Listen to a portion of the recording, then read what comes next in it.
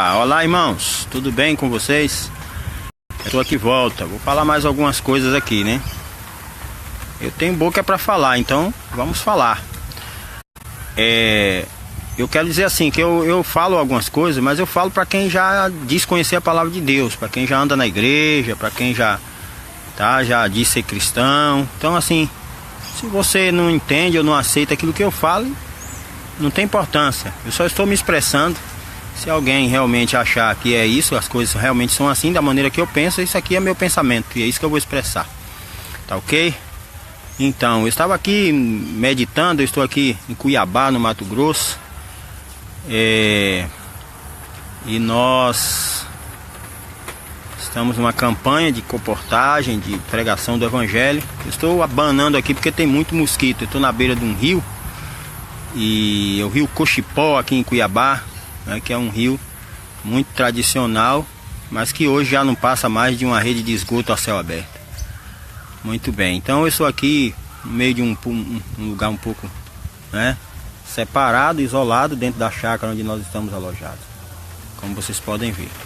Estou bem na beira do rio, o rio fica logo ali embaixo, não sei se vocês conseguem ver aí, mas ali está o rio Cochipó, tá, uma parte dele. Então, eu estou pensando aqui hoje, meditando diante de Deus e as coisas que eu tenho aprendido nos últimos dias, através da voz de Deus, e tenho pensado justamente em como as pessoas vivem hoje. Eu vejo muita gente aí dentro das igrejas de dizer que Deus falou com ele, que Deus mostrou isso, aquilo para ele, coisa desse tipo. Mas eu fico pensando assim, realmente, será que o ser humano ele já parou para pensar que Deus pode desamparar ele? Deus é contigo. Quem não gosta de ouvir essa pregação, né? Eu me lembro que eu já ouvi isso demais, demais isso assim, mas eu fico pensando assim, será que realmente Deus é contigo? Será que você não está sendo enganado? Vamos raciocinar um pouco, pensar um pouco. Olha, os mosquitos estão bem aqui, ó, perturbando. Nós vamos raciocinar. Você sabe o que atrai Deus? Segundo Davi, lá no Salmo 51, ele diz que um coração contrito, né, compungido, é o que atrai a atenção de Deus. Alguém que tem um coração compungido, como vive? Eu acredito que uma pessoa que tem um coração compungido, ele tem noção da sua condição espiritual. Ele não é alienado da sua condição espiritual. Ele sabe que ele é um pecador. Ele não está preocupado talvez com simplesmente seus atos pecaminosos, mas ele sabe que tem uma natureza que fabrica pecado, e que essa natureza é uma natureza que não é a natureza de Deus. Se é uma natureza pecadora, logo essa natureza pertence ao diabo, que é o pai do pecado, certo?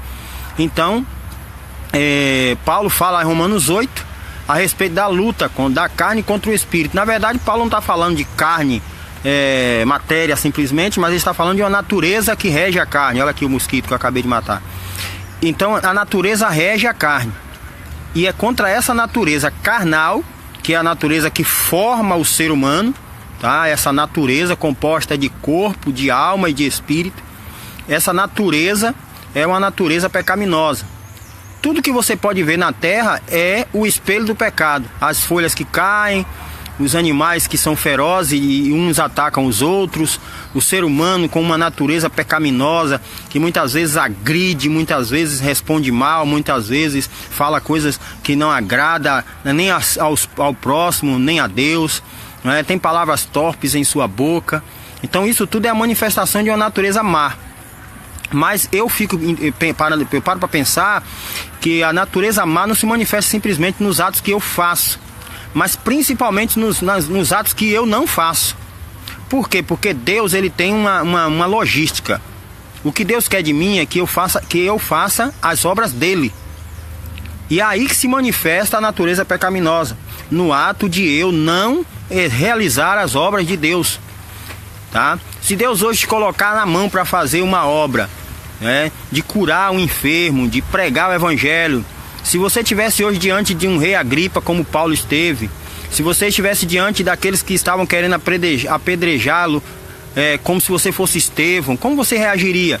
Se você hoje estivesse no dia de Pentecostes, tivesse aquela multidão inteira lá para receber a palavra do Evangelho, o que você faria?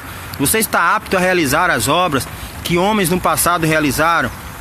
Você daria conta de fazer o que Sansão fez, o que Elias fez, o que Jeremias fez, o que Abraão fez, o que José fez no Egito? Como você reagiria estando você na situação de José? Sendo vendido como escravo, indo parar na prisão do faraó, depois caindo numa cilada daquela mulher de Potifar. Como você reagiria a todas essas coisas? Você teria uma natureza capaz de se tornar manso, como José foi, puro e justo, e temente a Deus e permanecendo fiel? Então, é nisso que eu fico pensando. Então hoje, eu fico pensando assim, que muito crente hoje, ele já está desamparado por Deus e não sabe. Será que eu estou falando besteira? Não estou falando por besteira.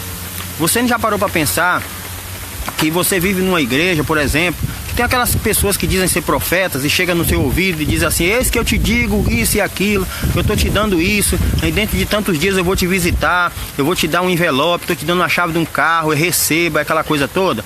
E você já viu que essas coisas não acontecem? Essas coisas não acontecem porque são mentira, tá? São mentira. Aí depois vai dizer assim: não aconteceu porque você não teve fé e coisa tal, desse tipo. Na verdade, para desconversar. Mas a realidade mesmo é que essas coisas não são a manifestação de Deus. Não é Deus que está falando na maioria, em todos os casos. Não é Deus quem está se manifestando nessas coisas, porque Deus não está preocupado com isso. Deus está preocupado se você está vencendo a sua natureza carnal, se você está se tornando um crente capaz de manifestar a natureza de Cristo e repreender o mal existente nas pessoas, tá?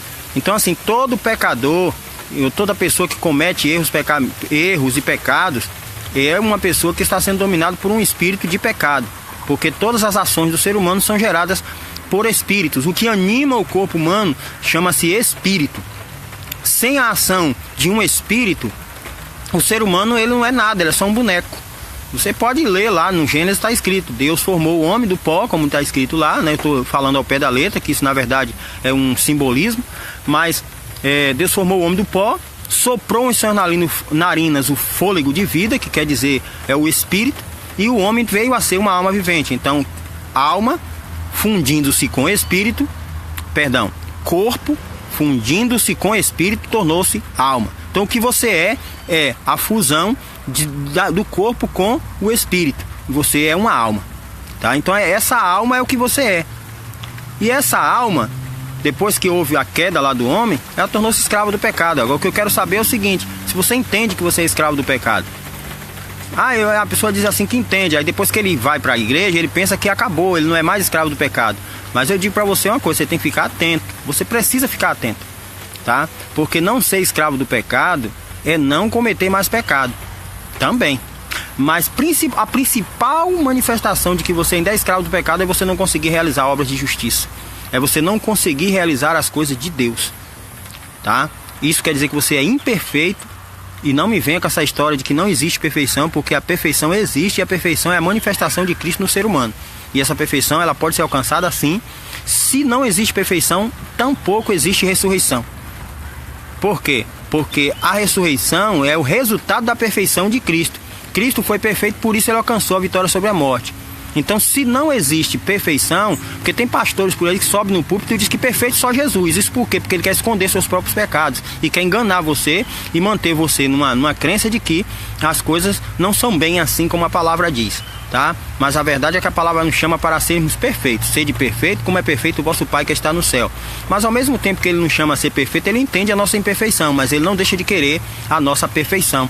Só que essa perfeição, ele quer que nós venhamos a dar lugar para que o Espírito dele opere essa perfeição em nós. Essa que é a realidade, tá? Então quem vai operar essa perfeição é Cristo. Nosso caráter ele não pode ser consertado, ele tem que ser substituído, tá? Pelo caráter de Cristo, pelo Espírito de Cristo. Ou seja, você é movido por um espírito de rebeldia contra Deus, e agora Deus pretende movê-lo por meio de um espírito diferente, que é outro espírito, o espírito de obediência, o espírito de filho. Quando a palavra fala que você recebeu um espírito de filho, não se iluda não. Não é porque Deus agora vai te amar, te passar a mão pela cabeça e deixar de te corrigir. Não, agora que ele vai passar a te corrigir. Agora que ele vai passar a chamar a atenção sua, e agora que ele vai começar a apontar seus pecados. tá? Deus, quando se apresenta, ele se apresenta para consertar aquilo que está fora da vontade dele. Então não se engana não, meu querido. Pode ficar bem atento que se Deus realmente está manifestando na sua vida, ele vai apontar o dedo na sua cara e dizer: você é pecador, você tem tais pecados. Deus não envergonha ninguém, isso é conversa para boi dormir. Deus não envergonha ninguém, mas a intenção dele não é envergonhar, a intenção dele é só dizer assim: olha, a natureza pecaminosa que há em você é uma natureza adúltera, mentirosa, é ladrão, é ladra. É uma natureza que se manifesta para me envergonhar. E eu não quero mais você com essa natureza. Você me pediu para eu te mostrar o que você tinha que fazer para vir para o céu. E eu estou te mostrando. Então Deus vai te apresentar para você e vai dizer tudo que você precisa ouvir. Tá entendendo? Essa aqui é a realidade. Mas aí, continuando, eu quero falar aqui algo interessante. É porque Deus pode desamparar um ser humano? Pode desamparar sim. Ele pode desamparar um ser humano. Sabe por quê? Porque ele desamparou o próprio Jesus. Deus desamparou Jesus. Você não sabia disso não? Ou você não lê Bíblia? Claro que Deus desamparou Jesus. Você não já viu lá que quando estava na cruz do Calvário, Jesus olhou para o céu e clamou: Pai, Pai, por que me desamparaste? Ou seja, Jesus foi um desamparado de Deus. E você sabe por que ele foi desamparado de Deus? Porque o seu pecado estava sobre ele. O seu pecado estava sobre ele. Por isso ele foi um desamparado de Deus. Tá? Mas não esqueça de uma coisa: se Deus tratou assim o seu próprio filho, que absorveu sobre si todos os pecados da humanidade, não pense que ele vai passar a mão na sua cabeça, não. Tá? Não pense que Deus é bonzinho e vai passar a mão na sua cabeça, que agora o sangue de Jesus foi derramado e você é salvo pela graça. Não se engana não, meu amado. Não se engane não, porque o pecado faz tração entre nós e Deus. E se você continuar nessa história de continuar pecando, vivendo como vive um mundano, vestindo como vive um mundano, comendo como come um mundano, fazendo todas as coisas que o mundano faz, aí vai para a igreja e canta hino, pensando que Deus vai passar a mão na sua cabeça porque ele é bonzinho, porque Jesus morreu na cruz, muito pelo contrário. O fato de Jesus morrer na cruz, aí é que te dá mais ainda perigo sobre a sua salvação. Porque se Deus deixou com que o seu filho viesse ao mundo se tornar um ser humano, um pecador, tá? Para depois morrer na cruz do Calvário e Deus ter que virar as costas para ele, porque o seu pecado estava sobre ele, não pense que ele vai passar a mão na sua cabeça não. Onde tiver pecado, Deus não está. Então, se você ouve essa pregação aí de um monte de pregador mentiroso dizendo Deus está contigo nessa peleja, em toda peleja Deus está com você, mas se você estiver buscando a salvação, você pode ter 300 milhões de pecados sobre as suas costas, mas se você for uma pessoa humilde, que está se humilhando na presença de Deus, buscando-se a salvação e efetuando a sua própria salvação, porque a palavra diz que nós devemos efetuar a nossa salvação com temor e tremor. Então, se você é essa pessoa que está executando a sua salvação, Deus está contigo. Mas se você é aquele que faz vista grossa ao que a palavra requer de você e fica na igreja mentindo, fazendo de conta que é crente, enquanto está em adultério, enquanto está mentindo, enquanto está assistindo suas novelas da vida e se prostituindo, não se engana não. Deus não vai passar a mão na sua cabeça, fique bem atento. Então, na verdade, eu quero chamar a atenção para isso. Deus abandonou seu próprio filho quando ele estava na cruz, carregado dos seus próprios pecados, dos pecados da humanidade, pecados que ele não cometeu. Dos seus próprios pecados, não os pecados dele, mas os seus próprios pecados. E Deus abandonou Jesus na cruz, porque ele não podia olhar, Deus não suporta o pecado, tá? E os olhos prescrutadores de Deus estão sobre nós, olhando e examinando cada uma das nossas ações. Não se engana não, tá? Você pode hoje já ser um desamparado de Deus. Se você não abrir o olho, você pode ser já um hoje desamparado de Deus. Mas se você invocar o nome dele e você estiver disposto verdadeiramente a ser apontado no seu rosto todos os seus pecados, Deus vai te mostrar o caminho da salvação.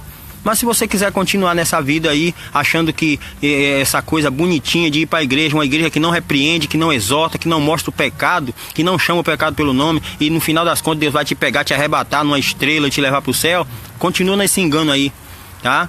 Agora, se você quer se salvar, você abre o olho, porque a manifestação de Deus, ela é tamanha e poderosa na vida daqueles que verdadeiramente desejam salvação, tá? Deus te abençoe. Eu digo para você, Deus está contigo, se você está lutando pela salvação. Mas se você está vivendo uma vida comum, à toa aí, só indo para a igreja cantar hino e dançar em nome de Deus, Deus não está contigo coisíssima nenhuma. Não se engana não, tá certo? Deus te abençoe, abra seus olhos e te dê a paz e a graça de viver de acordo com a sua vontade. Abraço a todos. É isso aí. Isso é o meu pensamento, tá certo? E eu sei que pela palavra de Deus eu não estou errado. Que Deus te abençoe, amado. Tchau, tchau.